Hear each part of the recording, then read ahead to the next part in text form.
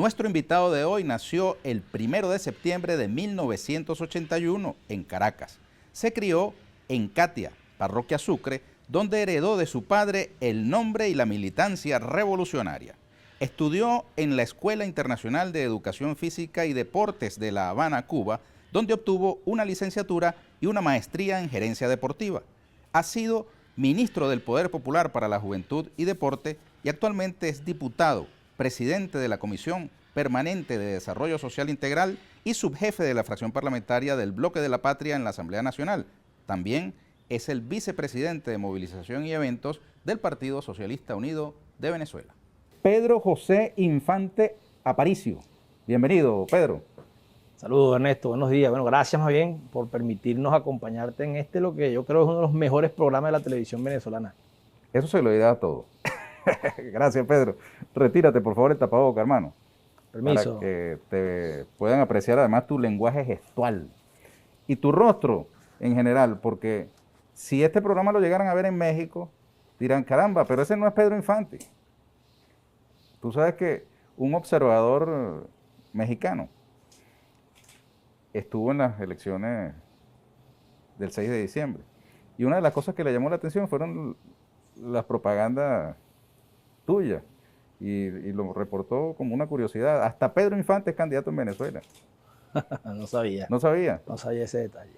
¿No te acompaña mucho esa figura de ese cantante mexicano? Sí, claro, nos ha acompañado desde ¿A tu pequeño. papá y a ti? Sí, desde pequeño. A veces uno hacía alguna llamada a alguna institución o algún servicio público de telefonía, lo que fuese, y uno decía, ¿cómo es su nombre? Pedro Infante. No, en serio, ¿cómo es su nombre? Gente que creía que es mentira, pues. Me pasó estando en Cuba. En Cuba conocen mucho de Pedro Infante también y la gente no creía que ese era el nombre original nuestro. Mira, ¿y no te gusta la música mexicana, la ranchera? Bueno, algo. ¿No canta? No canto, no. Pero, ni un poquito. Ni un poquito. No. Pero sí has tenido que pintar y taxear, ¿no? No cantar. Nos tocó, sí, de muchachos me tocó hacer de todo, pues. Ganarnos la vida, luchar la vida, como quien dice. Me tocó estando en Mérida, viví un par de años en Mérida. Y en Mérida me tocó, Ernesto, muy jovencito. Tenía yo como 17 años, 18 años. Me tocó salir a ganarme la vida con un carrito que tenía mi papá taxiando. Eso me tocó una vez. Tu papá en esa época estaba semiclandestino, ¿no? Pues lo estaban persiguiendo. Sí, quedaban los rastros de eso. Quedaban los rastros de un hombre trabajador que fue perseguido, que estuvo preso, que tenía como un estigma por ser bolivariano, por ser chavista. Todavía en aquel momento no se hablaba tanto del chavismo, empezaba a aparecer el chavismo, pero bueno, el hecho de ser bolivariano, de haber aparecido en un periódico como solicitado por la DICIC del entonces, bueno, nadie le daba trabajo, pues. Tuvimos un momento complejo, difícil en la familia, como muchas familias. Estoy seguro que tú conoces bien de esas realidades que las familias de izquierda vivieron durante muchos años. En este caso, nosotros fue en la década de los 90, mediados de los 90 fundamentalmente. Tu papá fue fundador, ¿no? Del Movimiento Bolivariano Revolucionario 200, del MBR. Estuvo en el MBR 200, en los movimientos populares que acompañaron a aquella juventud militar y en la creación y organización del MBR en la Quinta República. Y por supuesto... O sea, fundó el MBR de la Quinta República, no el MBR 200. No, porque acuérdate que el MBR 200 lo fundan fundamentalmente la juventud militar. Comandante Chávez en principios de los años 80, 82. Samán de Güeres, si no me equivoco. Y después aparece en el 92, 4 de febrero del 92, 27 de noviembre de 1992, un grupo de militares, civiles, que acompaña, sobre todo en el oeste de Caracas, en distintas zonas del país, esa rebelión que se convierte luego en una rebelión cívico-militar. Ok, pero tu viejo sí está de alguna manera vinculado al 27 de noviembre del 92. Sí, claro. De hecho, Ernesto, el 27 de noviembre yo debo tener 11 años. 27 de noviembre de 1992. Lo recuerdo muy claro porque en esa época, después de los sucesos del 27 de noviembre de 1992, fue brutalmente perseguido un montón de dirigentes civiles. Entre esos mi papá. Había una primera plana de Últimas Noticias que decía: se busca vivo o muerto al Pedro Infante y al niño, que al propósito del nombre pensaban que era un sobrenombre. Al Pedro Infante y al niño. Niño, un dirigente popular de Catia, el presidente lo conoce, el presidente Nicolás Maduro, Luis Roberto Rodríguez. En aquel momento se acusaban a estas dos personas, a estos dos compañeros, de haber dirigido la alzada de los civiles, de los movimientos populares del oeste de Caracas. Se recuerdo mucho eso porque, bueno, nuestra casa fue allanada no menos de 7, 8 veces por casi todos los organismos de seguridad de la época, desde la DICI, la Policía Metropolitana. La Policía Metropolitana fue la que más allanó la casa, ¿no? El DIN se llamaba en aquel momento también, allanó la casa y bueno, nos Eso en tocó, el Amparo, ¿no? eso en el barrio El Amparo, en Catia. Nos tocó mudarnos, nos tocó andar en casa de familia, nos tocó, bueno, fue una época bien dura, pues. Visitante asiduo de esa casa era Nicolás Maduro, ¿no? Sí, fue varias veces el presidente Nicolás Maduro allá a la casa en El Amparo, al barrio como tal. Ahí se reunían muchos dirigentes de lo que en aquella época era la Coordinadora Popular de Caracas. Muchos dirigentes de Caracas, Víctor Belli, Elio Hernández, el compañero presidente Nicolás Maduro, dirigente sindical en aquel tiempo del Metro de Caracas, distintos actores. Recuerdo también haber visto a Vladimir Villegas en aquellas reuniones, a tu hermano. Era de los pocos cuadros de izquierda de la época que llegó a ocupar un curul en la Asamblea Nacional, y siempre las esposas de estos dirigentes perseguidos tenían mucho que ver con Vladimir Villegas, porque era de los Vladimir y Tarek William Saab, que ocupaban curules en la Asamblea Nacional, y Tarek era defensor de los derechos humanos, y siempre estaba, bueno, la familia de él, los dirigentes de izquierda en aquella época, bueno, buscando respaldo, apoyo para defender, pues, los derechos de todos estos dirigentes. Mire, me cuentan que quien te defendió a ti en una oportunidad de una pelea que tenías frente o cerca de tu casa fue precisamente Maduro, que Fue te el estaba presidente cayendo a golpes Nicolás. con uno más grande que tú. Yo estaba muy chamo, Ernesto, oye, mira, estaba dateado, Ernesto, ¿vale? Tremendo dato. Ese cuento yo no lo había echado. Fíjate, una vez, nosotros en el barrio Lamparo no tenemos cancha. Ahí en un plancito hay un tablero de básquet. Y ahí, bueno, nos poníamos, como decimos en el barrio, a caimanear baloncesto, jugar básquet. Y ahí hubo una pelea, caímos a piña. De alguna manera no salí favorecido en la pelea.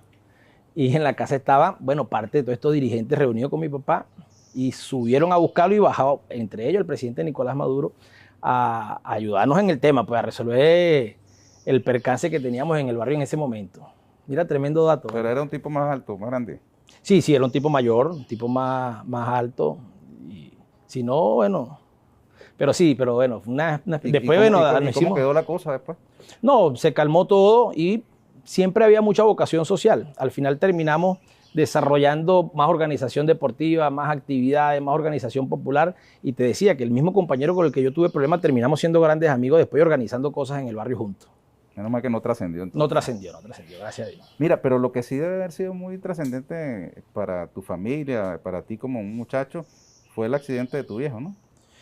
Sí, tuvo un accidente. En esa época mi papá se había mudado a los Valles del Tuy.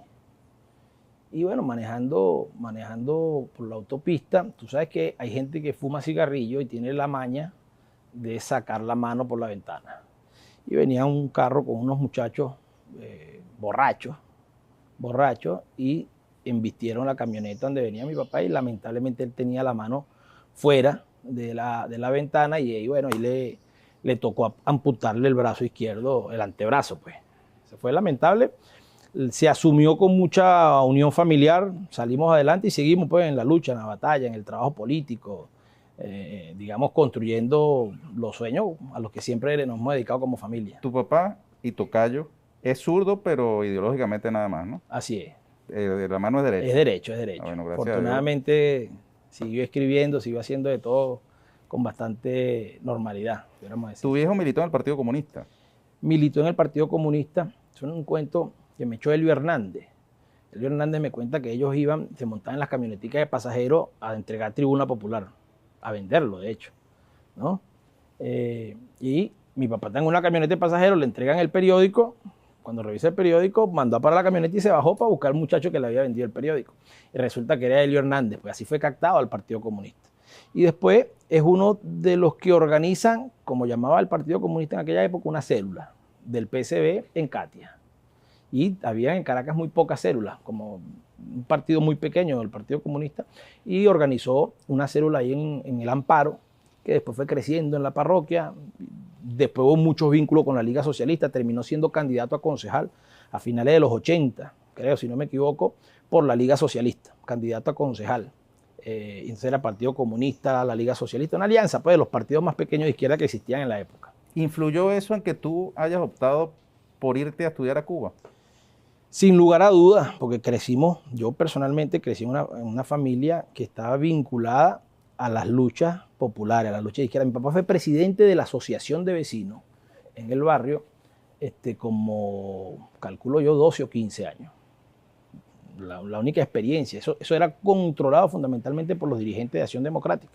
Y en ese barrio, por primera vez, en los años 80, sobre todo en los 80 y principios de los 90, había un dirigente distinto a un ADECO, presidente de la Asociación de Vecinos. Ahí nosotros acompañamos un movimiento que se llamó el MEIDA, Movimiento Estudiantil y Deportivo Amparo. Acompañamos jornadas de abatización, que era echar el abate en los tanques de agua para combatir el dengue. Recuerdo una jornada muy bonita que se organizó desde ahí, que fue un Día de las Madres, se le entregó una flor a cada madre en el barrio. Imagínate, nosotros buscando como 500 flores, 600 flores, y los hijos de los dirigentes nos íbamos entonces casa por casa con un poema escrito muy bonito para las madres, tocábamos cada puerta, aquí hay madre, sí, aquí está su poema, aquí está su flor de parte de la asociación de vecinos, era gente de izquierda haciendo eso, y crecimos en eso. Y por supuesto, bueno, desde 11 años vi lo que fue el 4 de febrero de 1900, bueno, el 27 de febrero del 89, el 4 de febrero del 92, 27 de noviembre del 92, y toda esa década de los 90 que fue muy, muy tumultuosa pues, en Venezuela, y esa edad, 12, 13, 14, en el liceo, me tocó ser dirigente estudiantil en el Liceo Andrés Eloy Blanco, me expulsaron una vez del Liceo Ernesto. No sé si ese dato lo tiene. Sí, bueno, y te defendió como abogado Jesús Martínez. Jesús Martínez, quien es diputado hoy, fue ministro del Trabajo. Viene de la Liga Socialista. Pero ganaste en tribunales, ¿no? Ganamos en tribunales. Nos tuvieron que reincorporar. Tuvieron que reincorporar, recuperar mis exámenes, hacer una reunión pública donde se reivindicaba la imagen del estudiante que había sido de alguna manera mancillada, pues, o se dijeron cosas que no eran verdad. Y fue una experiencia también, así crecimos, pues. 16 años tenía yo, 15, 16 años cuando me tocó ampararme. El bufete que tenía Jesús Martínez nos acompañó. Y fuimos a juicio y ganamos ese juicio. Y luego apareció el comandante Chávez. Y bueno, toda esta gente... En estos días el presidente en un programa decía de una reunión que tuvo el comandante Chávez en un liceo de Catia, donde explicaba por primera vez a los movimientos populares la agenda alternativa bolivariana. Ese liceo fue el Liceo Andrés Eloy Blanco. Y yo acompañando a mi papá estuve en esa reunión. Una reunión pequeñita, Ernesto. Estoy hablando de que no más de 50 personas, un auditorio de 400 personas. Y estaba el comandante Chávez con un papelógrafo explicando la agenda alternativa bolivariana. Tenías tú 11 años, ¿no? Yo tenía un poco más ya. Tenía yo ¿verdad? Porque 14 años, 15 años. Eso fue ya en 94, ¿no? Eso es como en el 94, 95. Correcto, más o menos. Yo tenía 14 años. Y estaba ahí yo de asomado, bueno, viendo al comandante Chávez. Eran los inicios incipientes del movimiento bolivariano ya en el pueblo, en las bases populares. Y Chávez también una vez fue a una cancha, yo en esto ya se lo decía a Nicolásito en el programa, en una cancha en la urbanización Continente, de donde es Luis Roberto Rodríguez Niño, aquel que salió en aquella primera plana, él dirigía el deporte en esa cancha. Cancha donde tú empezaste a jugar fútbol, me imagino, ¿no? Que es tu pasión. Ahí fue donde me formé, ahí empezamos a hacer deporte, ahí aprendí a jugar ajedrez, aprendí a jugar ping-pong, ahí empecé a jugar futbolito. Fue un núcleo en esa zona de Catia, la urbanización Continente, la organización deportiva y cultural Indios Caribe, dirigida por este muchacho, por Luis Roberto Rodríguez Niño, fue una referencia de formación de muchas generaciones nuestras en aquella época. Estudiaste en la Escuela Internacional de Educación Física y Deporte en La Habana, Cuba. Correcto. Y te toca dar el discurso, ¿no? De los egresados. Correcto. Estando allá Chávez. Me tocó hacer 3 discursos, casualmente. Yo me fui en el 2001, gracias al convenio Cuba-Venezuela. Yo nunca había pensado en estudiar educación física y deporte, Ernesto. Pero crecimos admirando a Cuba, escuchando a Carlos Puebla, escuchando a Silvio. Una vez leí un libro que se llama Un grano de maíz. Creo que lo escribe Tomás Borges, si no me equivoco. No recuerdo ahorita, pero un libro espectacular que habla de la Revolución Cubana y sale el chance de estudiar Cuba. Y nos dicen que en el IND hay que presentar unas pruebas para ir a estudiar educación física y deporte. Yo crecí haciendo fútbol, me fui hice mis pruebas, quedé entre los 15, habían 15 cupos, quedé entre los primeros 15, quedé como de 13, 14 y nos fuimos a estudiar en Cuba. Una experiencia extraordinaria, maravillosa. En el 2004 visita Chávez La Habana, donde se cumplían 10 años de la primera visita de Chávez, que fue en 1994, que es aquel cuento que Chávez se baja del avión y lo está recibiendo, esperando el comandante Fidel, con honores presidenciales que no le correspondían, 1994. En ese año, por cierto, Chávez da un discurso extraordinario en la Universidad de La Habana, un discurso magistral que explica todo el enfoque histórico de la Revolución Bolivariana. Creo que además hay que estudiarlo mucho, hay que estudiarlo de manera permanente ese discurso. Y en el 2004, Ernesto, va Chávez. Diciembre del 2004 se cumplen 10 años. Siendo sí presidente, ¿no? Ya siendo presidente, Chávez no había ido más a Cuba desde el 94. Va en el 2004 y comienzan a hablar ahí del ALBA, o firman el ALBA, no recuerdo, no tengo la precisión del dato ahorita, la Alianza Bolivariana para las Américas, y me tocó dar un discurso en esa actividad. Yo creo que ha sido la responsabilidad política más importante que he tenido desde el punto de vista de una tarea. Chávez y Fidel. Estando Chávez y Fidel en el Teatro Carlos Marx, que es el teatro principal en Cuba, es el teatro más grande, creo que caben más de 5.000 personas en ese extraordinario teatro, y nos tocó dar un discurso de unos 4 minutos. Y ahí aprendí algo que me enseñaron los cubanos, porque cuando tú vas a dar un discurso en Cuba, la escuela cubana te dice, hay que hablar claro para que te entiendan, fuerte para que te oigan y corto para que te aplaudan, ¿no? Como 3 claves del discurso que nos enseñaron allá los compañeros cubanos. Bueno, lo último no lo cumplía Fidel, ¿no? Bueno, pero ellos decían, eso solo se le permite a Fidel, decían ellos en Cuba. El único que puede hablar largo todo lo que quiera aquí es Fidel, decían ellos. Okay, pero tú dijiste que diste 3 discursos, ¿no? Ese fue uno. Hubo otro que dimos en el 2003, antes que ese, que fue en el Palacio de las Convenciones. Ese fue cuando se cumplía un año del golpe de Estado, de abril del 2002. Nosotros, se organizó en Cuba, habían no menos de 10.000 venezolanos estudiando, formándose en distintas carreras, y se organizó junto al comandante Fidel Castro en el Palacio de las Convenciones, se organizó una actividad de solidaridad con Venezuela a un año de la victoria de la revolución, de la victoria popular contra el golpe de Estado. Y ahí me tocó dar un discurso también frente al comandante Fidel Castro. Y cuando nos graduamos también nos tocó ser oradores de cierre, pues, de la promoción. Eso fue en el año 2006. Pedro, no es el tema central de esta entrevista, obviamente, pero teniendo toda esa experiencia de vida allí en Cuba, muy brevemente, para que te escuchen, no sé si te aplaudirán. ¿Qué piensas de lo que ha sucedido en Cuba en estas últimas semanas? Mira, hemos estado muy pendientes. De hecho, organizamos, Ernesto, hace algunos días una actividad de solidaridad y tenemos mañana, lunes 26 de julio, se cumple un aniversario más del asalto al cuartel Moncada. El asalto al cuartel Moncada es como el 4 de febrero nuestro. El 4 de febrero de Chávez es el 26 de julio de Fidel, ¿no? Y mañana hay una actividad de solidaridad con Cuba. Una tribuna antiimperialista. Una tribuna antiimperialista. Estás invitado, hermano. Estamos ahí. ¿Qué te diría yo? Uno, mira, es el mismo formato. Tú sabes que hace algunos años, creo que entre el 2015 y el 2016, apareció algo aquí que decían "Sos Venezuela". Y un montón de gente lo escribía en banderas y no sé qué. La mediática, sobre todo los que tienen alguna dependencia de política, económica, vinculada a los Estados Unidos. "Sos Venezuela". Es la misma consigna que aparece, "Sos Cuba". Es la misma matriz. Un montón de gente en Miami generando opinión para tratar de levantar al pueblo cubano. Hoy hay más acceso, un poco más de acceso a internet en Cuba, y han utilizado eso también como una de las formas, una de las estrategias para tratar de generar desestabilización política en Cuba. Sin embargo, creo que la unidad del pueblo cubano, la conciencia sembrada en más de 60 años de revolución, ha dado al traste con eso. La movilización del pueblo y la decisión firme, la actitud firme del presidente Díaz-Canel, que dijo: "Epa, la revolución se defiende en la calle, todos los revolucionarios a la calle a defender la revolución".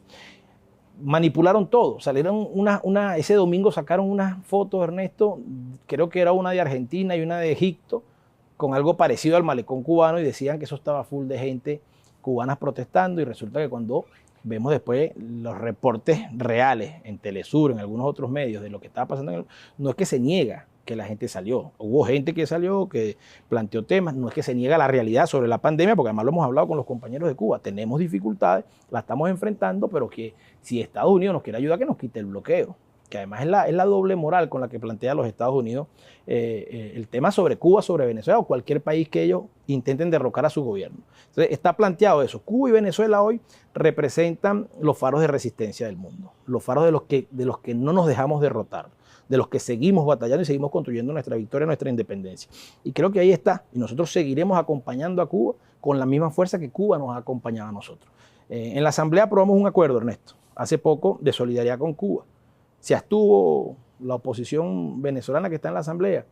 Y yo digo, nuestro deber es aprobar el acuerdo, levantar la voz y que todo el mundo sepa. Porque hay quienes a veces en estas circunstancias dicen, déjame mejor no opinar para no meterme en líos con nadie. No, te va a tocar a ti. Algunos protagonistas o analistas que uno lee en las redes de esos hechos en Cuba han dibujado una especie de confrontación generacional, mostrando que es la juventud cubana la que está protagonizando un nuevo momento político en la isla. Tú que viviste tanto tiempo allí, ¿crees que es así o no? A ver, yo creo que en la medida que va pasando el tiempo, Ernesto, hay gente que vivió a Fulgencio Batista. La gente que vivió a Fulgencio Batista hoy debe tener más de 70, 75, 80 años. Hay gente que vivió los primeros años de la revolución. Hay gente que conoció a la revolución en alianza con la Unión Soviética. Hay gente que nació después de los años 89, 90, 91 de la caída del campo socialista y conoció una Cuba en su peor momento de bloqueo. Eso son realidades. Lo mismo pudiéramos decir de Venezuela. No es la misma conciencia que puede tener Ernesto Villegas, que sabe la lucha de Cruz Villegas, Jesús Faría, que sabe la lucha de su papá, o Jorge Rodríguez Padre, que hoy también se conmemoran 45 años del vil asesinato de Jorge Rodríguez Padre, Ernesto, que entienden de qué se trata la lucha, que un joven que a lo mejor con 15 o 20 años no conoció el antes, no tiene el punto de comparación. Sin embargo, un dato, el presidente Díaz-Canel nació después de consumada la Revolución Cubana. Yo creo que al contrario, si hay algo que felicitarle a la Revolución Cubana es esa transición. Hoy dirige la Revolución Cubana alguien que no estuvo en la Sierra Maestra. Eso quiere decir que se sembró conciencia. Tenemos que hacer una transición nosotros hacia un nuevo bloque de esta entrevista donde abordaremos otros temas de actualidad con Pedro José Infante Aparicio. Ya venimos.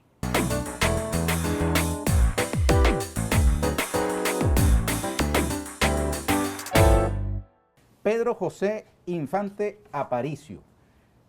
Fuiste ministro del Deporte, ministro del Poder Popular para la Juventud y Deporte. Actualmente eres diputado por el circuito 3. 1. Circuito 1 de Caracas. Que es Katia, Junquito y La Pastora. Tengo experiencia en ese circuito. Lo sé. No me sonrió la victoria, a ti sí. Así es. 5 años después. Pedro, además, eres subjefe de la fracción parlamentaria del Bloque de la Patria, junto con Diosdado Cabello y Pedro Carreño. Correcto. Tienen un trío de jefatura. Un equipo, sí, correcto. De la mayoría parlamentaria de Así la Asamblea Nacional, junto con Jorge Rodríguez, por supuesto, que la preside. ¿Tú consideras, Pedro, que hasta ahora la Asamblea Nacional, elegida el 6 de diciembre, ha estado a la altura de las expectativas del pueblo venezolano? Fíjate, Ernesto, yo te respondería de la siguiente manera. Van 6 meses. 6 meses. 6 meses de este periodo legislativo 2021-2025. El 5 de enero se instaló la nueva Asamblea Nacional. 6 meses en un país, un mundo pues con pandemia, donde nos ha tocado sesionar una semana sí y una semana no, para respetar las medidas de bioseguridad, lo que establece la Comisión Presidencial contra el COVID-19, semana de cuarentena radical o semana de flexibilización. Hasta este momento, Ernesto, si no me equivoco, son 31 leyes que se han elevado a primera discusión. 4 leyes sancionadas ya en segunda discusión, ya varias de ellas promulgadas, publicadas, de estas 4 leyes. Por ejemplo, la ley de la Gran Misión Chamba Juvenil, ya promulgada por el presidente Nicolás Maduro, ya salió en Gaceta Oficial, una de las leyes que corresponden a a nuestra comisión. Son aproximadamente 50 acuerdos, que son acuerdos políticos en diversos temas nacionales. El mayor porcentaje de estas leyes han tenido que ver con lo social. Hay un esfuerzo importante en lo social, por supuesto, para la recuperación del estado de bienestar social, en lo económico, que es la tarea central. Entendemos que toda la recuperación de lo social, la recuperación de la infraestructura, la recuperación de la capacidad de gestión pública también del gobierno para resolver los problemas de nuestro pueblo pasa por levantar la economía. Hay también un esfuerzo central en la economía. El tema en lo político, por ejemplo, las comunas. Hemos estado levantando la bandera de la ley de ciudades comunales, la ley del Parlamento comunal, entre otras. Te hablo de esas 3 prioridades que ha tenido. Pero además la Asamblea Nacional instaló, comenzando esta gestión, una comisión para el diálogo nacional y se ha reunido con todos los sectores. El propio presidente de la Asamblea, el compañero Jorge Rodríguez Gómez, al frente, dirigiendo la agenda legislativa, capitán Diosdado Cabello dirigiendo el bloque de la patria, la fracción parlamentaria del bloque de la patria. Nosotros somos 256 diputados principales y 256 diputados suplentes. La oposición tiene 21 diputados principales y suplentes. Ellos hacen lo que le toca, a nosotros haciendo lo que nos toca. El plan 256, la brigada 256 que orientó el presidente Nicolás Maduro conformar, salir al debate, reivindicar, retomar, recuperar el parlamentarismo social de calle. Creo que tenemos que seguir haciendo esfuerzos. La pandemia nos limita mucho, nos ha limitado mucho. Pero bueno, aparecen las videoconferencias, aparecen distintos mecanismos digitales para consultarle al pueblo. Y bueno, cada vez que hay semana de flexibilización, irnos con la gente, a reunirnos, a encontrarnos, al debate con los trabajadores, con el sector privado, con los religiosos, con la sexodiversidad, con todo el país, a debatir, a discutir, a recuperar la Asamblea Nacional como lo que debe ser en este país y en cualquier país del mundo. Un congreso. ¿Qué pasa en los congresos del mundo? Es el centro del debate. Es el principal foro político que debe existir. Y creo que hemos en estos 6 meses dado muestras concretas de levantar nuevamente la Asamblea Nacional como un foro de debate político para el encuentro, para la confrontación de ideas, para la confrontación de visiones. Ahí se han discutido temas trascendentales. Pongo un ejemplo. Hace algunas semanas se hablaba de la violencia y de la cuota 905. Semanas después, el Ejecutivo actúa frente a esa situación. Y hace algunos días, esta misma semana, el martes pasado, se aprobó un acuerdo en respaldo a las acciones de la recuperación y el control territorial de la cuota 905 y que nuestro Ministerio de Interior, Justicia y Paz y esta política que dirige el presidente Nicolás Maduro por la paz, por el derecho a la vida, se amplía a todos los territorios. Nosotros tenemos que seguir batallando. O sea, los temas país seguirán siendo los temas centrales de nuestra Asamblea Nacional. Y bueno, otros temas, por ejemplo, esta semana se discutió, Ernesto, la ley para la erradicación del abuso sexual en niños y adolescentes. Temas que van surgiendo. La ley sobre el derecho a la ciudad. Visto el derecho a la ciudad como un derecho humano. Hemos debatido, distintos temas, acuerdos políticos. Esta semana se aprobó el acuerdo también en conmemoración al 45 aniversario del vil asesinato de Jorge Rodríguez Gómez, del natalicio de Bolívar, ayer. 238 años del natalicio de Bolívar, la importancia que tiene. Nuestro pueblo es, en su inmensísima mayoría, bolivariano. Entonces estamos discutiendo los temas centrales. Yo creo que la Asamblea Nacional va en buen camino, sin dejar de decir que falta por hacer. Claro que falta por hacer y nos tocará hacer muchísimos más y encontrarnos más con nuestro pueblo y levantar otros temas que son prioridades y urgencias de nuestro pueblo.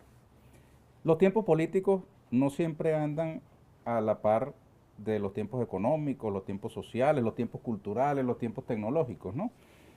Unos tiempos que han sido muy notorios han sido los de la confrontación con esa fenecida Asamblea Nacional que Juan Guaidó presidió, pero que hace unos días acaba nuevamente de ser reconocido como supuesto presidente encargado por una instancia judicial en Londres. Que ha decidido no entregar el oro venezolano al Estado que encabeza Nicolás Maduro Moro, sino alegar que sigue estando a disposición de Guaidó.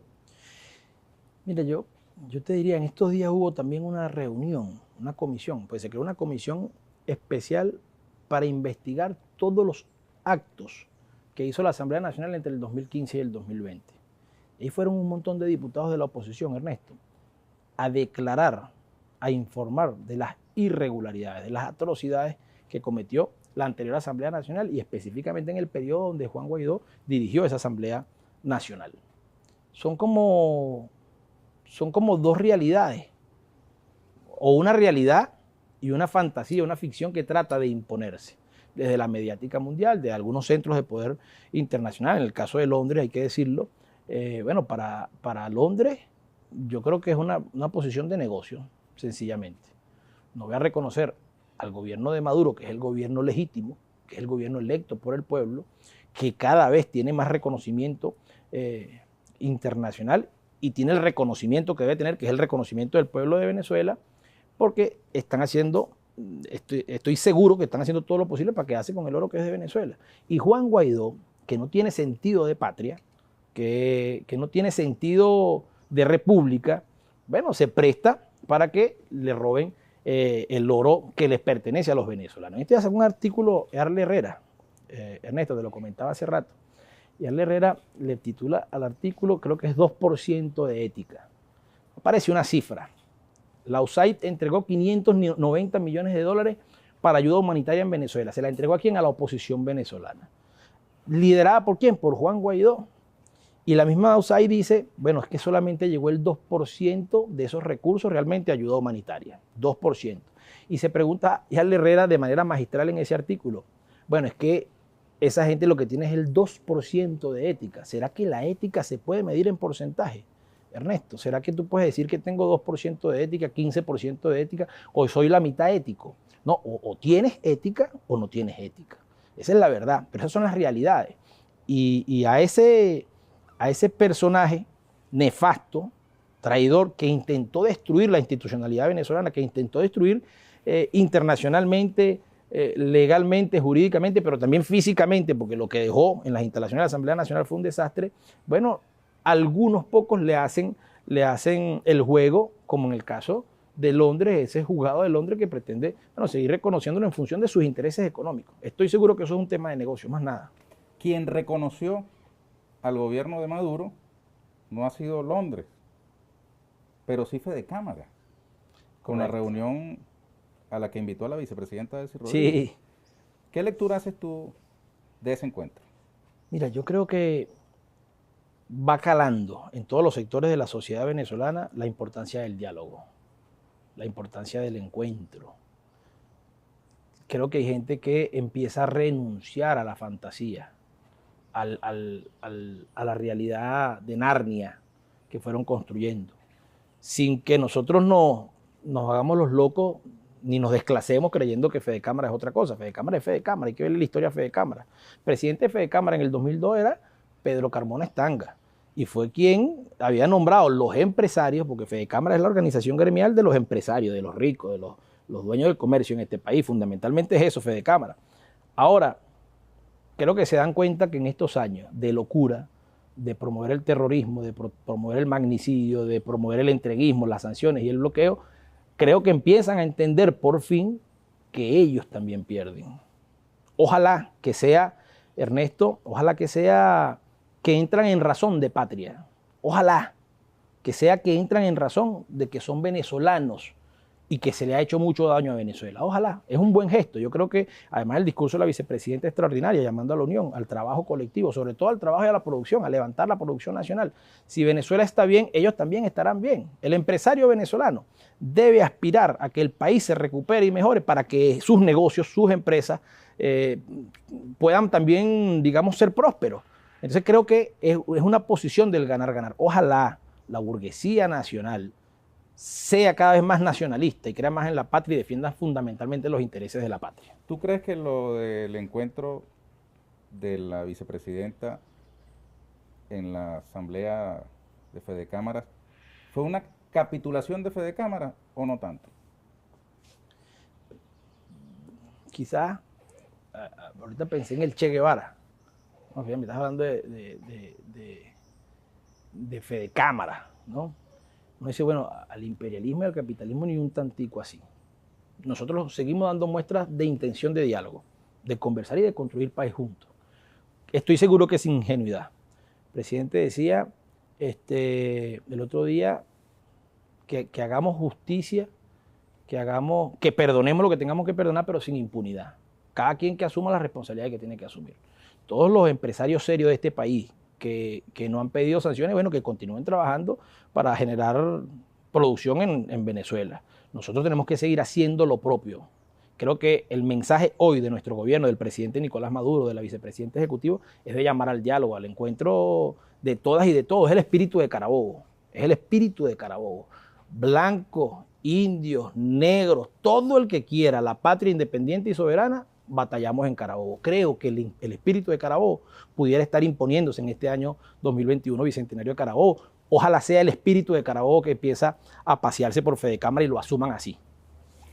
Pedro, tú además de la responsabilidad que tienes en la Asamblea Nacional, eres vicepresidente de movilización del Partido Socialista Unido de Venezuela.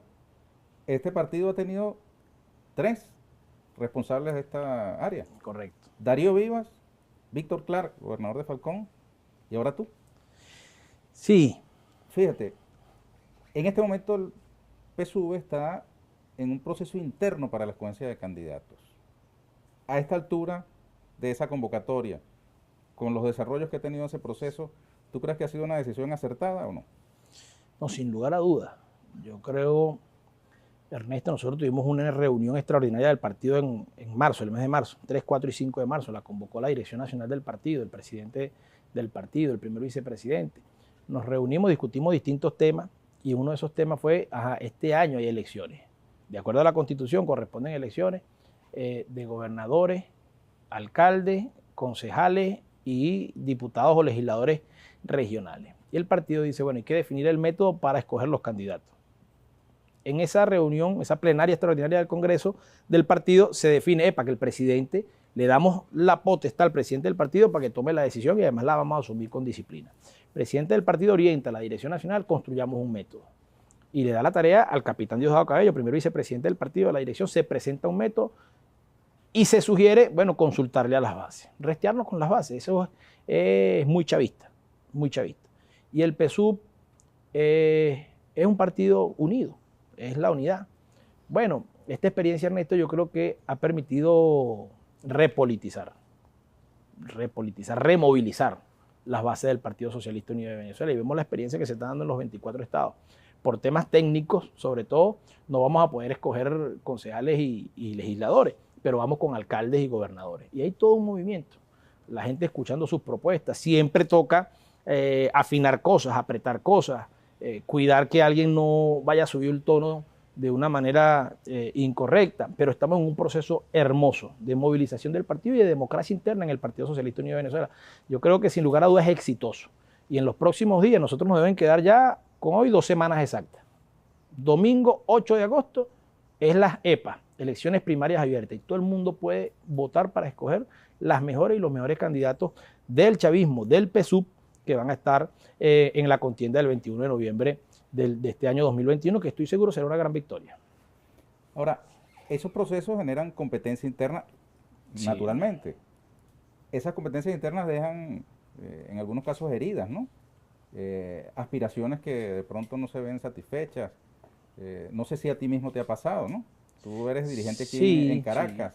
Sí. Tu nombre apareció entre las postulaciones de algunas VC como posible candidato a alcalde. Sí, ese es el riesgo al que quizás muchos dirigentes del partido, dirigentes digamos, de la dirección nacional, de las direcciones regionales, dirigentes de base, temen. ¿Qué va a pasar? Siempre hemos tenido experiencia. Yo creo que hemos acumulado, Ernesto, en este momento de madurez política, de formación, de mucha conciencia de nuestra militancia en el partido, que permite, bueno, que se dé la competencia sana que se tiene que dar, que sean los argumentos. Para eso se creó una comisión electoral, se propuso ante la dirección del partido una carta compromiso que firman todos los candidatos, donde además todos asumen.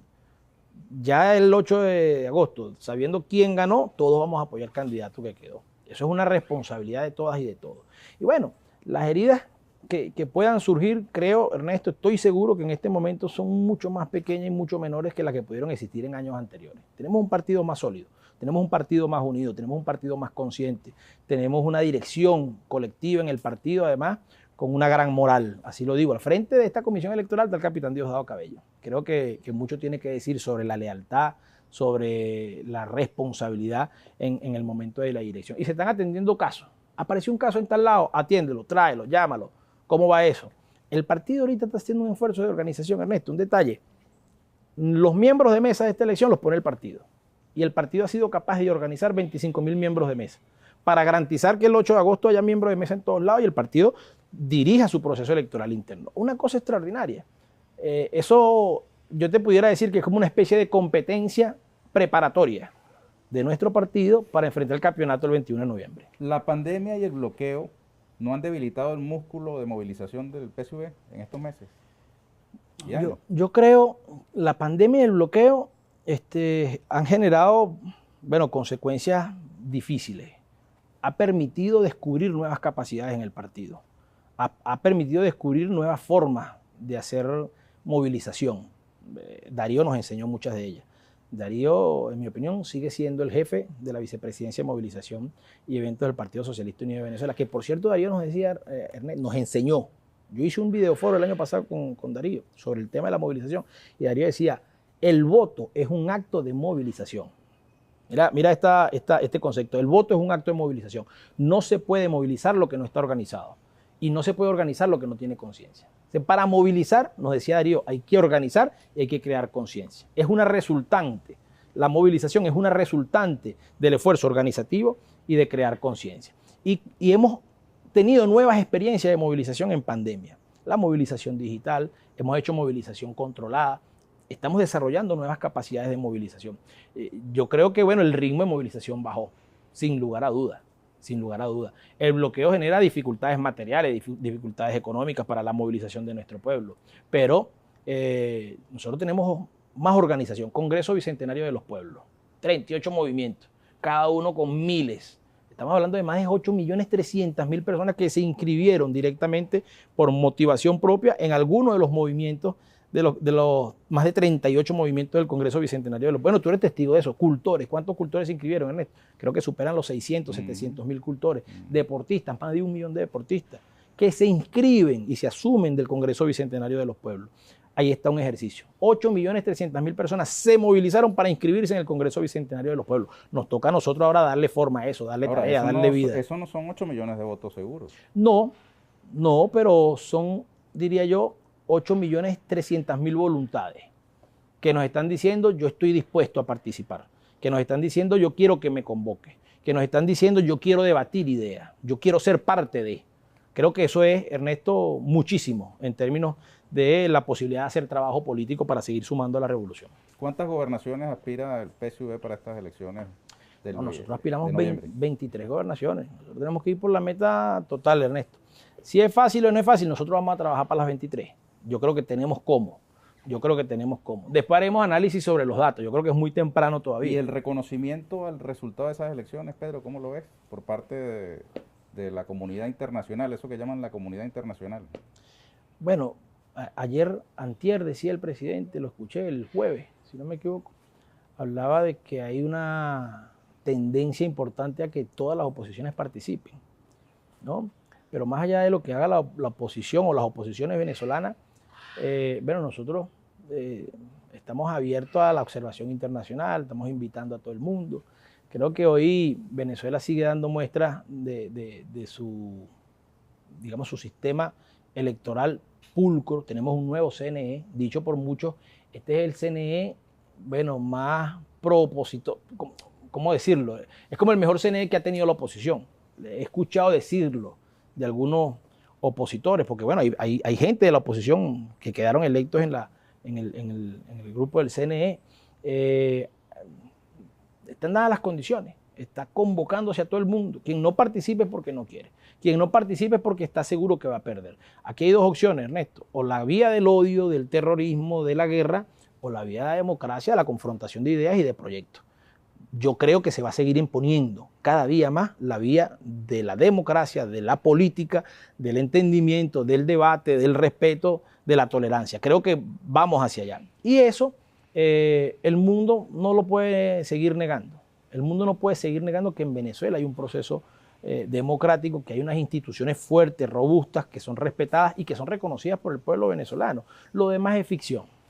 Mencionaste a los deportistas, Pedro. Tú fuiste ministro de Juventud y Deporte. Correcto. ¿Qué expectativas lleva Venezuela a estos Juegos Olímpicos? Ernesto, creo que va a ser la mejor actuación de Venezuela en Juegos Olímpicos. Es lo que yo creo. ¿Cómo se mide esa mejor actuación? ¿El número de medallas? En términos concretos es medalla. En el mundo tú apareces en el medallero de primero, de segundo, de tercero por tantas medallas de oro, tantas medallas de plata, tantas medallas de bronce. Nosotros vamos con 43 atletas. Clasificaron 44, pero hubo un atleta que por un tema de compromisos no pudo asistir a los Juegos. Cuando digo compromisos tiene que ver con lo deportivo, que nadie vaya a pensar que es que él priorizó un tema familiar por ir a los Juegos Olímpicos. Además, un atleta súper patriota, muy ganado a representar a Venezuela, que es Gabriel Maestre, el boxeador. Ha sido 2 veces Juegos Olímpicos y este era su tercero Juegos Olímpicos. 43 atletas. Tenemos aproximadamente 10 atletas, Ernesto, ubicados entre los primeros 10 o 12 del ranking mundial. Eso no había pasado. Creo que en los últimos 3, 4 Juegos Olímpicos que Venezuela llegara, aunque con una delegación no tan grande, una delegación cualitativamente muy buena. Tenemos un atleta como Yulimar Rojas que proyecta ser oro en su prueba de salto triple en atletismo. Tenemos un atleta como Daniel Ders, que además hizo un casco hermoso, no sé si lo pudiste ver en las redes sociales, sobre Caracas, sobre Venezuela, que hoy está ubicado entre los primeros del ranking mundial en su especialidad, que además esa especialidad no había estado en Juegos Olímpicos, es primera vez que está en Juegos Olímpicos. Tenemos un equipo de pesas muy bueno, hay que prestarle atención al equipo de pesas. Tienes a Rubén Limardo, que ya fue campeón olímpico. La esgrima es un deporte, digamos, longevo. Este es su tercer Juegos Olímpicos de Rubén. Estuvo en Londres 2012, donde fue campeón, Río 2016, Tokio 2020, y Rubén Limardo está ubicado entre los mejores 8 o 10 del ranking mundial y es un atleta súper competitivo. Súper competitivo. Rubén sale a ganar. Bueno, seguramente has conversado con él en alguna oportunidad. Es decir, hay condiciones reales para que Venezuela pueda tener una tremenda actuación de Juegos Olímpicos.